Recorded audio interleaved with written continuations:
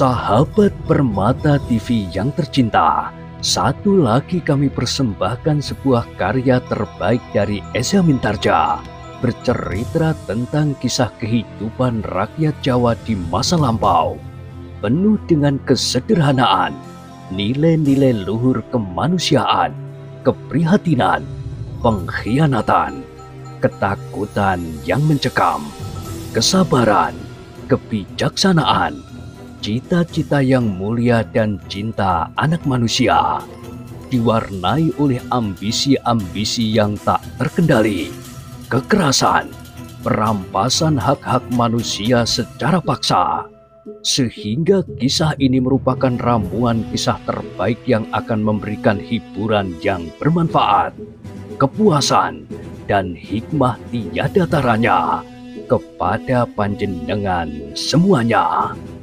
Dengan judul Tanah Warisan. Pada kesempatan yang sangat baik ini, kita masuk pada seri yang ke-20. Selamat menikmati.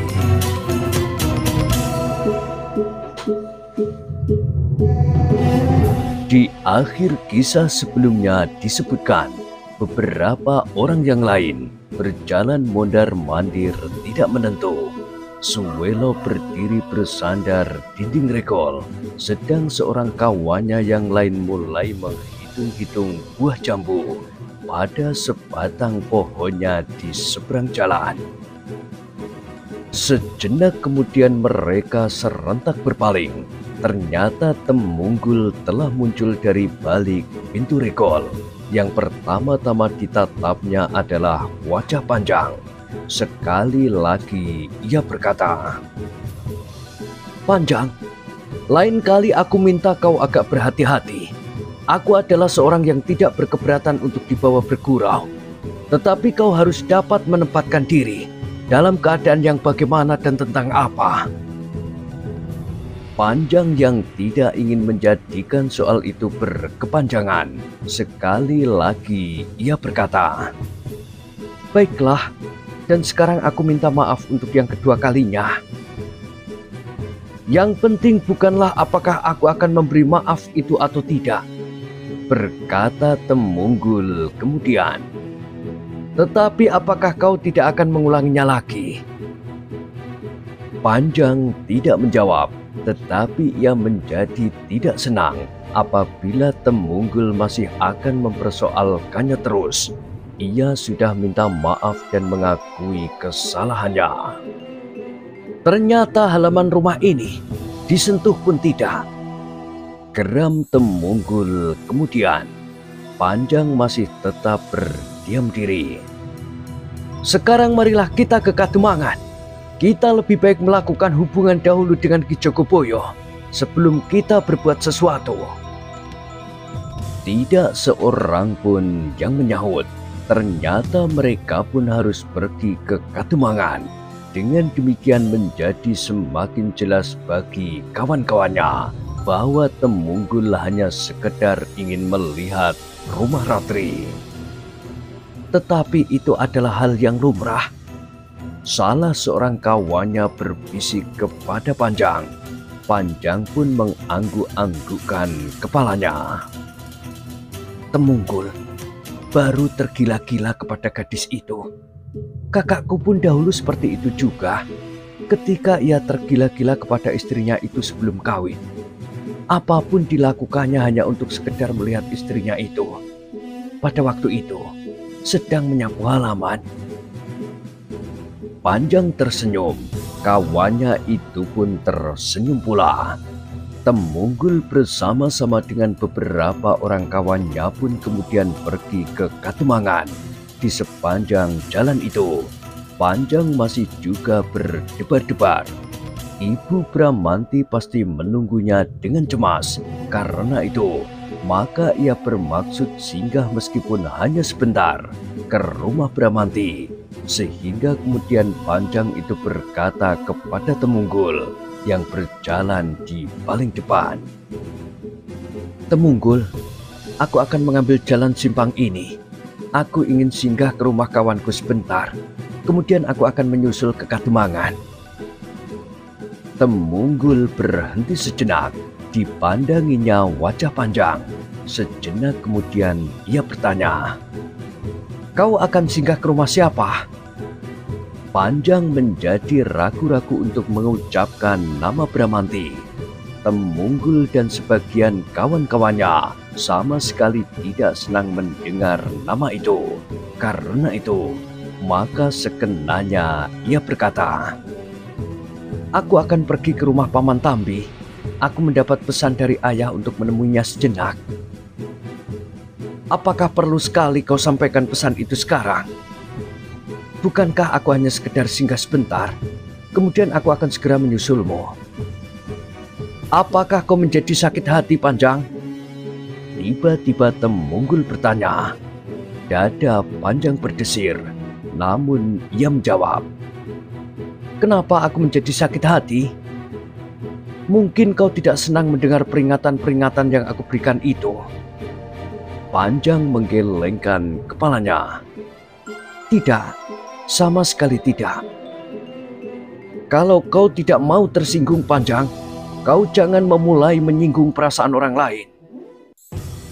"Sudah aku katakan, aku tidak menjadi sakit hati. Aku akan melihat apakah kau berkata sebenarnya."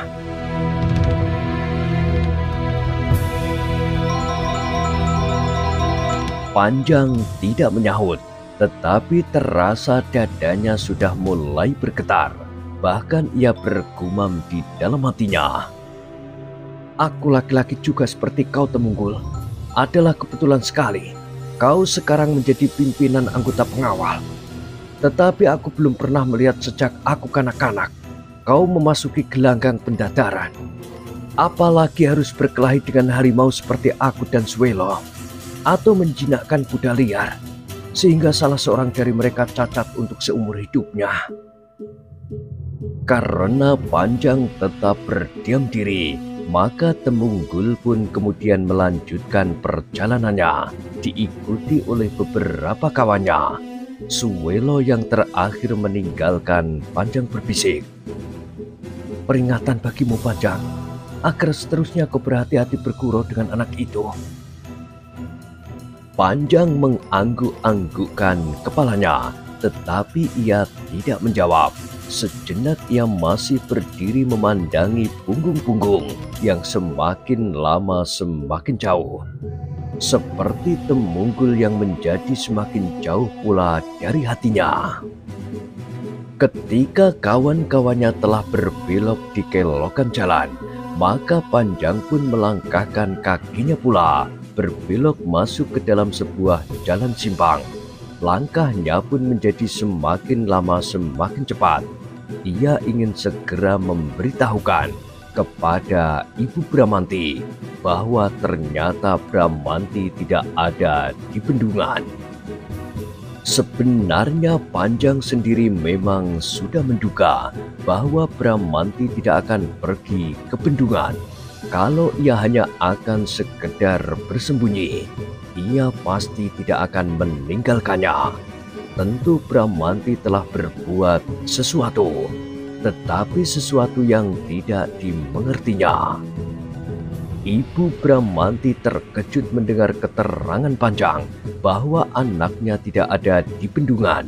Karena itu dengan cemas ia bertanya, "Apakah kau tahu di manakah kiranya Bramanti itu bersembunyi?" Panjang menggelengkan kepalanya. Meskipun demikian, ia menjawab, "Tetapi Bibi tidak usah mencemaskannya. Mungkin Bramanti telah mengambil tempat yang lain. Karena di bendungan itu telah lebih dahulu bersembunyi Temunggul dan beberapa orang kawannya. Agaknya Bramanti telah menghindari mereka dan mencari tempat yang tersendiri." Ibunya mengangguk-anggukkan kepalanya. "Tetapi kenapa sampai saat ini ia masih belum kembali?" Perempuan tua itu bertanya. Mungkin Bramanti belum mengetahui bahwa Wondogeni itu telah pergi meninggalkan Kademangan ini. Sekali lagi Ibu Bramanti itu mengangguk-anggukkan kepalanya. Aku akan mencoba mencarinya, Bibi. Mudah-mudahan aku segera menemukannya. Terima kasih, Ger.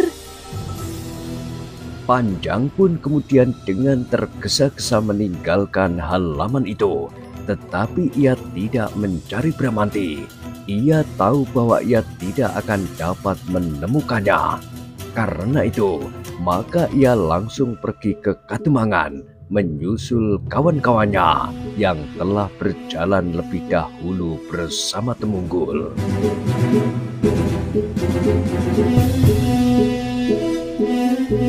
Sementara itu, Wondo Geni dengan ketiga kawannya sedang berpacu di atas punggung kudanya. Sedikit kekecewaan singgah di hati Wondo Geni karena ia tidak dapat singgah ke rumah Ratri. Namun ia cukup berbangga karena ia berhasil mendapat benda-benda yang berharga yang akan membuat Panembahan Sekar Jagad berterima kasih kepadanya dan menjadi semakin percaya pula bahwa kemampuannya memang dapat dibanggakan. Tetapi ketika mereka melintasi sebuah bulak panjang yang membatasi Kademangan Candisari, Wondo Geni itu mengerutkan keningnya.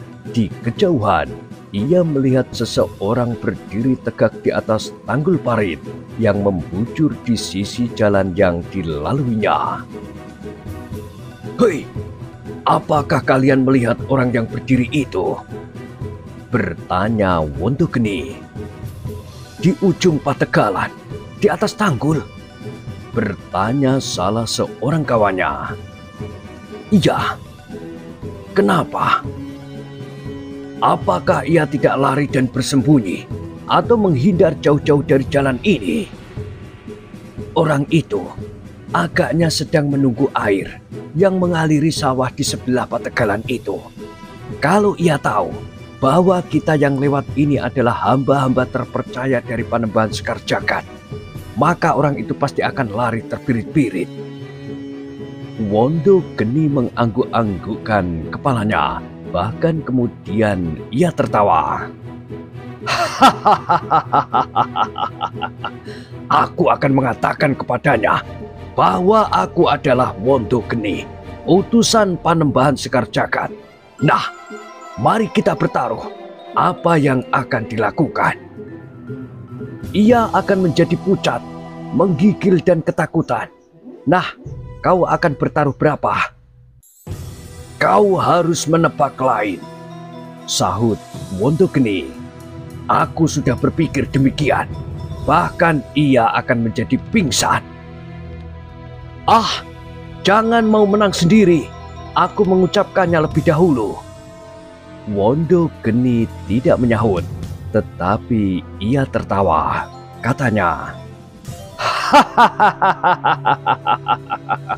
baiklah, aku akan menebak lain.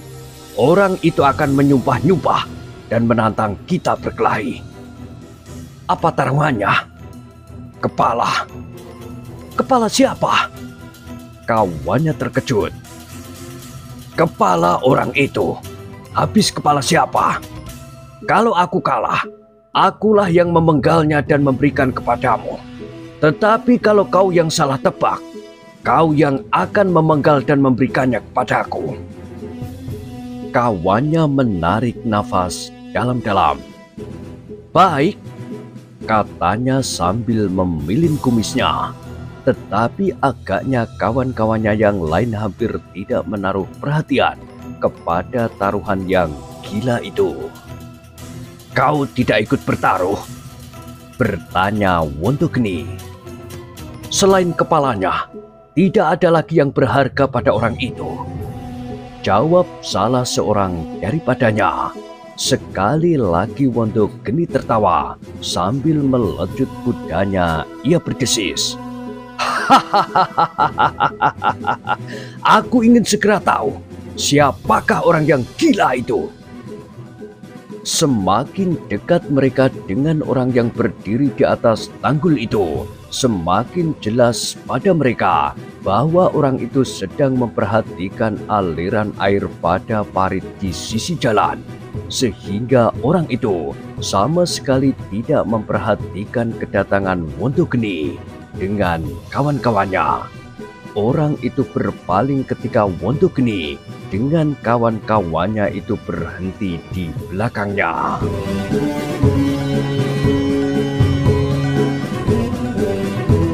"Hei, Kisanak," bertanya Wondogeni, "apakah yang kau perhatikan?" "Air," jawab orang itu singkat. "Kenapa dengan air?" bertanya kawan Wondogeni. "Air ini tidak mengalir seperti biasanya. Aku menungguinya. Apabila air cukup deras, aku akan mengambil sebagian untuk mengaliri sawahku yang sudah mulai memberi harapan. Tanamanku sudah akan menunjukkan hasilnya. Batang-batang padi itu sudah mulai bunting. Kalau pada suatu saat tanahnya menjadi kering, maka padi itu kelak akan menjadi gabuk, kosong tidak berisi." Wondogeni mengangguk-anggukkan kepalanya, namun tiba-tiba ia bertanya, "Hei, lihatlah aku. Apakah kau belum mengenal aku? Berpalinglah." Orang itu berpaling. Ditatapnya wajah Wondogeni dengan heran, bahkan sambil bertanya, "Kenapa dengan kau?" Wondogeni mengerutkan keningnya. "Apakah kau belum mengenal aku?" Sekali lagi ia bertanya. Orang itu tidak menyahut. Ditatapnya saja wajah itu tajam-tajam. "Dengar!" teriak Wondogeni. Namun kemudian suaranya merendah. Ia berpaling kepada kawannya. Katanya, "Aku akan mengatakan tentang diri kita. Perhatikan, siapa yang menang dalam bertaruh kali ini?" Kawannya yang bertaruh kepala dengan Wondogeni itu menganggukkan kepalanya. "Baik, katakanlah." "Hei, dengar Kisanak," berkata Wondogeni kemudian. Meskipun ia tersenyum, tetapi wajahnya justru semakin menakutkan. "Kalau kau belum mengenal namaku, pandangilah baik-baik wajahku ini. Kemudian dengarlah baik-baik pula. Namaku Wondogeni, utusan yang paling dipercaya oleh Panembahan Sekar Jagad."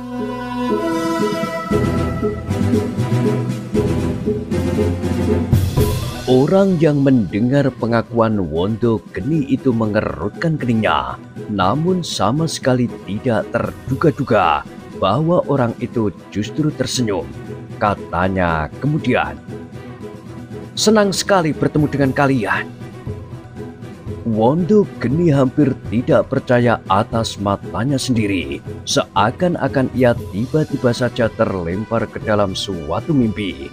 Orang itu sama sekali tidak terkejut, bahkan tersenyum dengan tenangnya. "Hei, apakah kau tahu arti dari mana Wondogeni dan Panembahan Sekar Jagad?" bentak Wondogeni. "Ya, aku tahu sepenuhnya. Kau adalah utusan Panembahan Sekar Jagad yang setiap kali datang ke desa-desa untuk merampok harta miliknya. Benar?"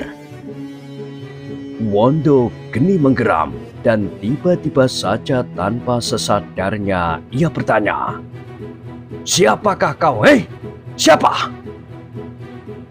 Orang itu mengerutkan dahinya dan sekali lagi Wondogeni dikejutkan oleh jawaban orang itu. "Akulah yang bertanya kepadamu sekarang. Apakah kau belum mengenal aku?" Dada Wondogeni bergetar dahsyat sekali. Tangannya menjadi gemetar oleh kemarahan yang meluap sampai ke ubun-ubunnya.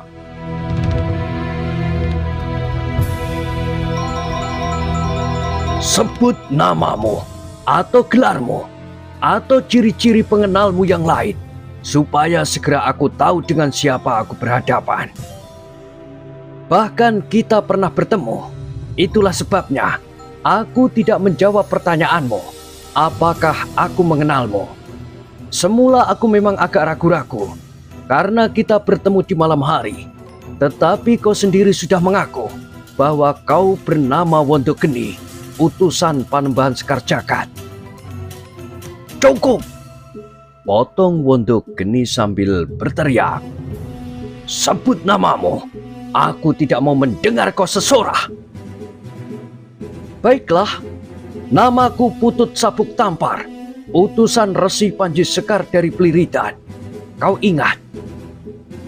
Tiba-tiba wajah Wondogeni menjadi merah padam ketika kawan-kawannya pun terkejut bukan kepalang, sehingga darah mereka serasa akan berhenti.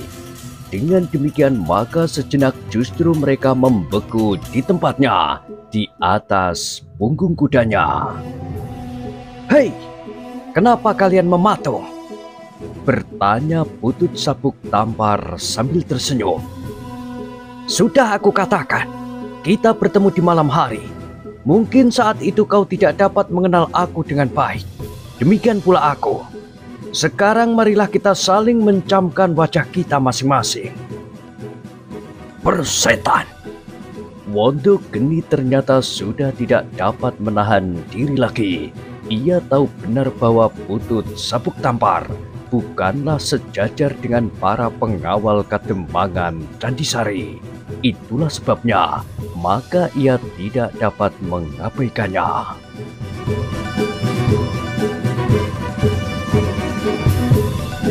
Dan tiba-tiba saja Wondogeni itu berteriak. Ternyata aku kalah bertaruh kali ini. Akulah yang akan membayar taruhan itu. Sepotong kepala orang yang menyebut dirinya Putut Sabuk Tampar.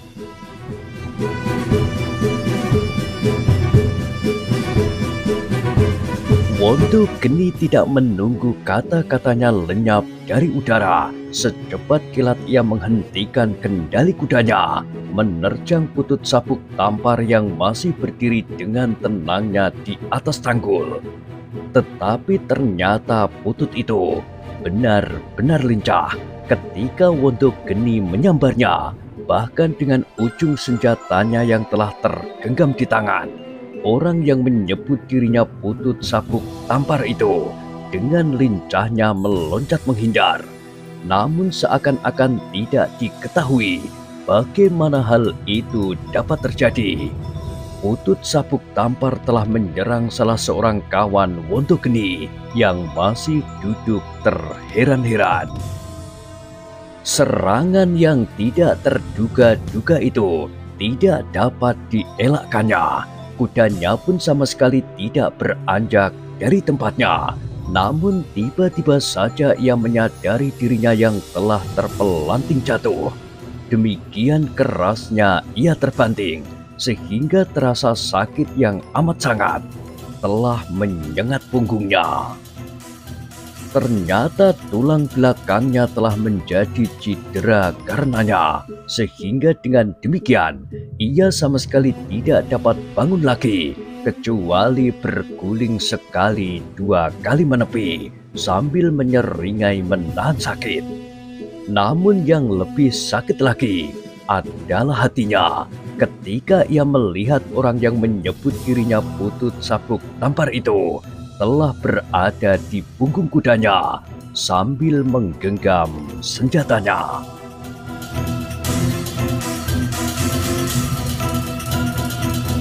Sejenak kemudian maka orang yang terbaring sambil menyeringai di tepi jalan itu melihat orang yang menyebut dirinya bernama Putut Sabuk Tampar itu telah siap untuk berkelahi. Bahkan tanpa menunggu lagi, ia telah mulai menyerang dengan garangnya di atas punggung kuda. Wondogeni menggeram sejenak, kemudian terdengar ia berteriak nyaring sambil mengacu-acukan senjatanya. Serangannya pun segera datang seperti badai. Dengan demikian maka segera timbul pertempuran yang dahsyat di antara mereka. Putut Sabuk Tampar harus mengulangi lagi bertempur melawan 3 orang termasuk Wondogeni. Namun kini mereka berada di atas punggung kuda, sehingga pertempuran di antara mereka berlangsung lebih cepat dan mendebarkan jantung. Ternyata Putut Sabuk Tampar benar-benar memiliki ilmu yang tangguh.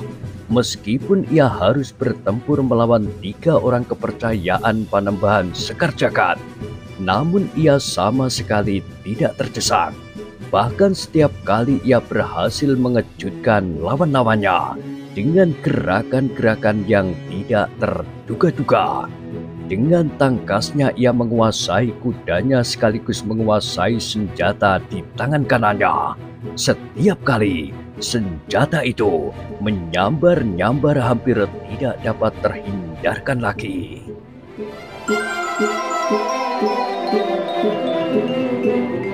Setelah mereka bertempur hilir mudik di sepanjang jalan, sawah dan pategalan itu, maka tiba-tiba terdengar sebuah keluhan tertahan.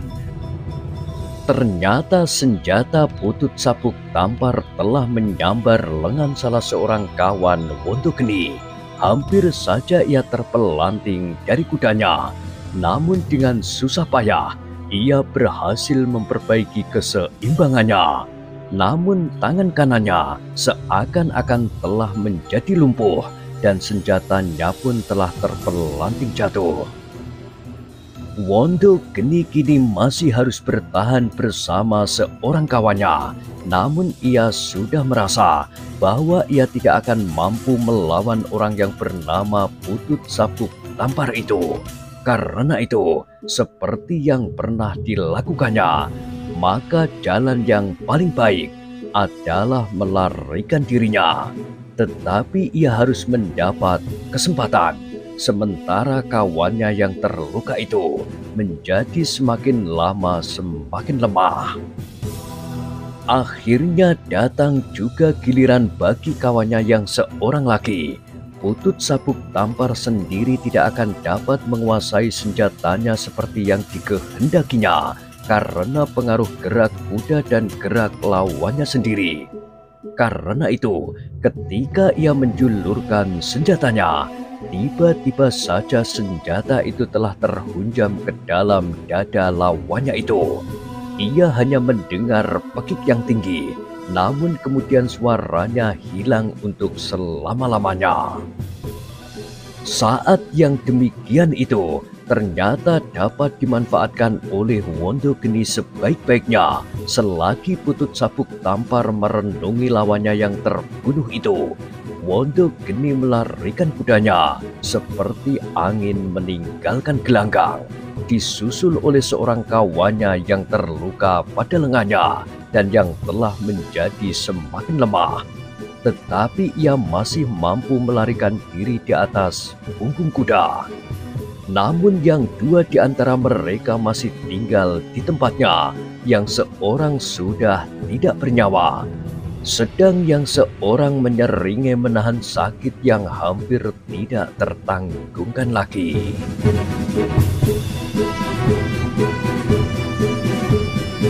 Sejenak orang yang menyebut dirinya Putut Sabuk Tampar itu termenung. Ia memang tidak ingin mengejar Wondogeni dan kawannya.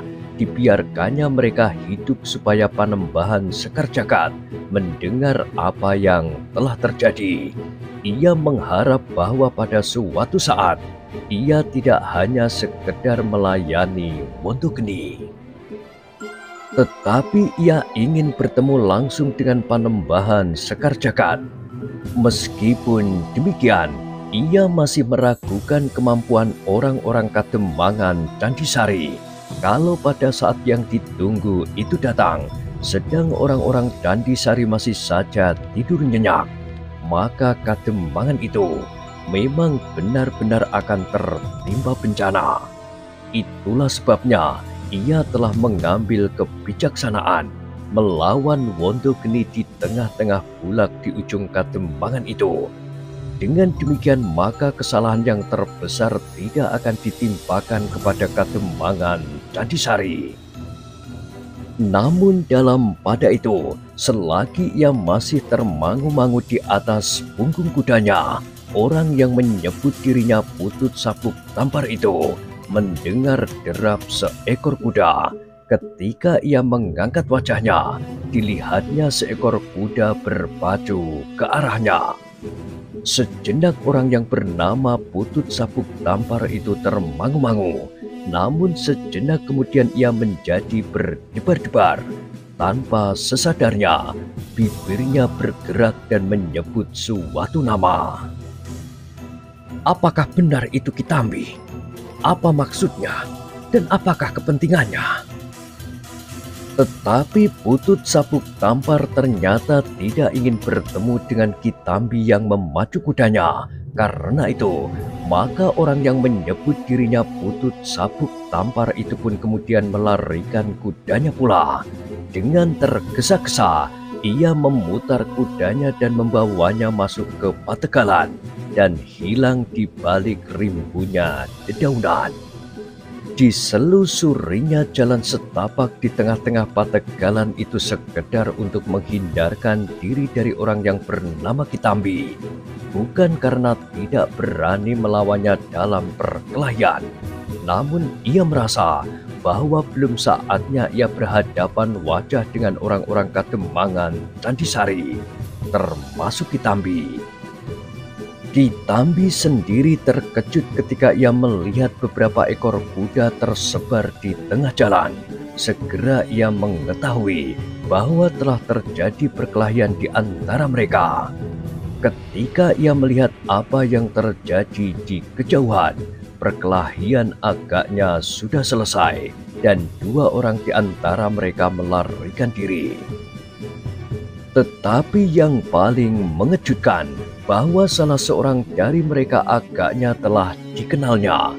Dengan dahi yang berkerut-merut, sambil memacu kudanya ia menebak-nebak, dan bahkan kadang-kadang ia berteka-teki dengan diri sendiri.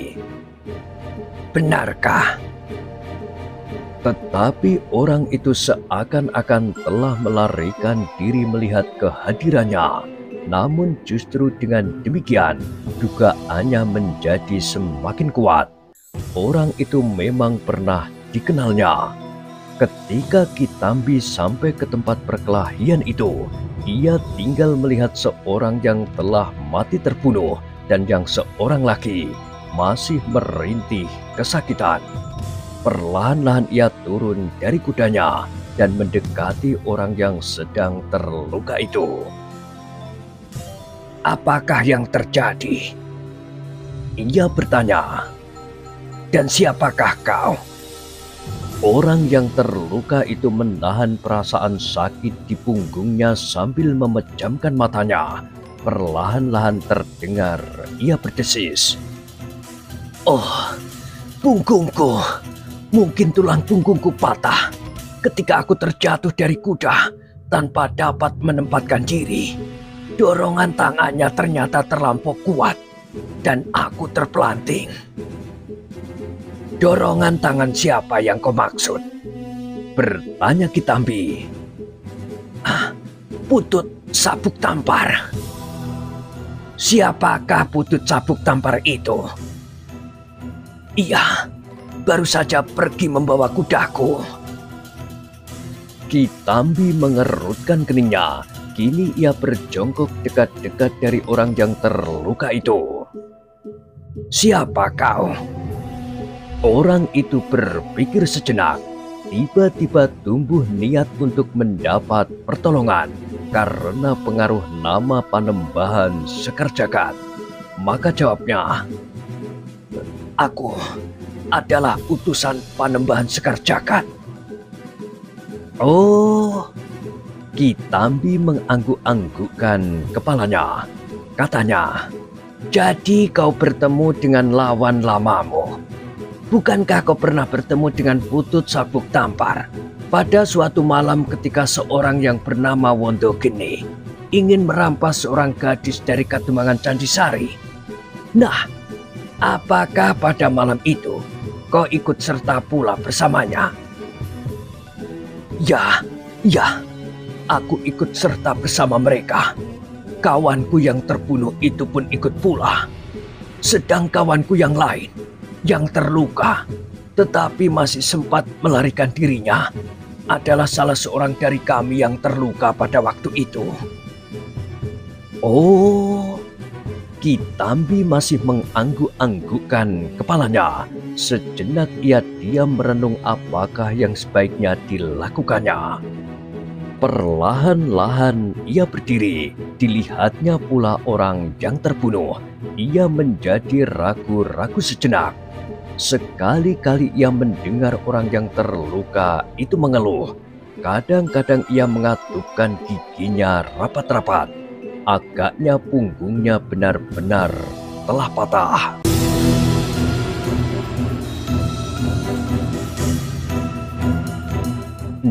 Nah, bagaimanakah kisah selanjutnya?